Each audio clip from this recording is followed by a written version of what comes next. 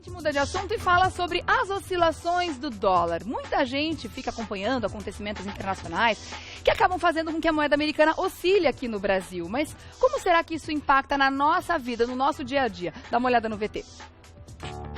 Desde a eleição do republicano Donald Trump para a presidência dos Estados Unidos, o dólar já avançou 8,65% sobre o real.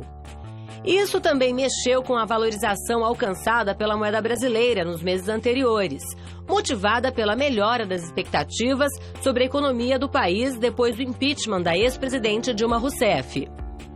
As cotações do dólar chegaram a ultrapassar a marca de R$ 4,00 no início do ano com o agravamento da crise política, mas depois recuaram. O saldo ainda é favorável ao real. Desde o início do ano até o começo dessa semana, o real se valorizou 13% em relação ao dólar. A moeda americana começou a subir com a eleição de Trump por causa das mudanças que ele deve promover, como o corte de impostos e o investimento em infraestrutura, aumentando os gastos do governo e, com isso, pressionando a inflação.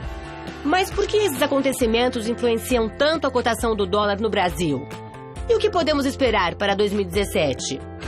São essas questões que vamos saber agora, aqui no Revista da Cidade. Para falar sobre isso, a gente está recebendo o Thiago Novaes, que é economista e professor de teoria econômica da Trevisan Escola de Negócios. Bem-vindo, tudo bem? Tudo bom. Prazer te receber, viu? Prazer é meu. Até porque é muito importante a gente entender isso, né? Todos os dias a gente acompanha, né? O dólar tá no valor X, Y, Z, sobe ou desce. Antes de saber como que isso impacta na nossa vida, eu quero, antes de mais nada, que as pessoas em casa entendam por que o dólar sobe ou desce. O que acontece? Na verdade, o dólar sobe ou desce porque você tem mais ou menos disponibilidade de moeda dentro do mercado. Agora, por que essa disponibilidade de moeda aumenta ou diminui? Porque você tem mais ou menos investidores internacionais colocando dinheiro dentro do país. E por que eles podem ou não colocar dinheiro dentro do país? Porque a economia do Brasil oferece ou não oferece confiança para esse investidor internacional. Tá. Então, quando você tem mais moeda internacional, o preço dela diminui. Quando você tem menos, normalmente o preço aumenta.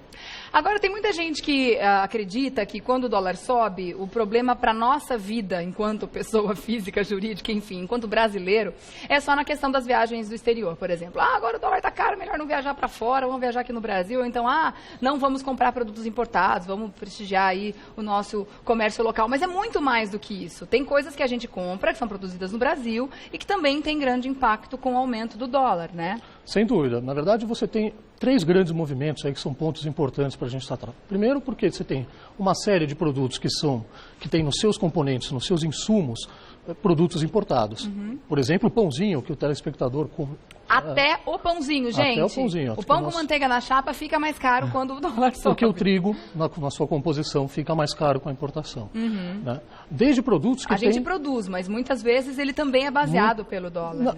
Isso, assim, a questão de produtos nos seus componentes, muitas vezes a gente até não produz, mas existem produtos que até a gente produz aqui.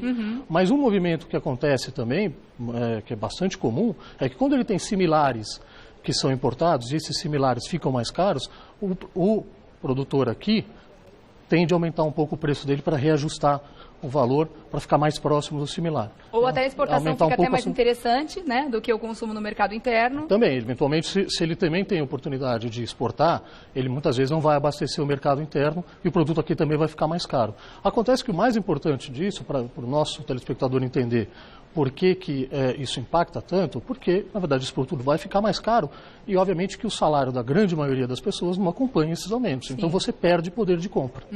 Tá certo. Vamos para as perguntas do pessoal das ruas, então. Olha só, o Pedro tem uma pergunta para você. Vamos lá. Oi, meu nome é Pedro. Eu queria saber qual a influência do aumento do dólar no salário do trabalhador.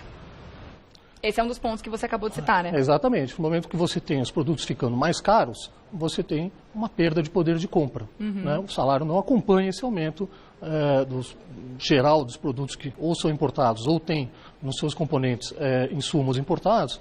E aí o que acontece?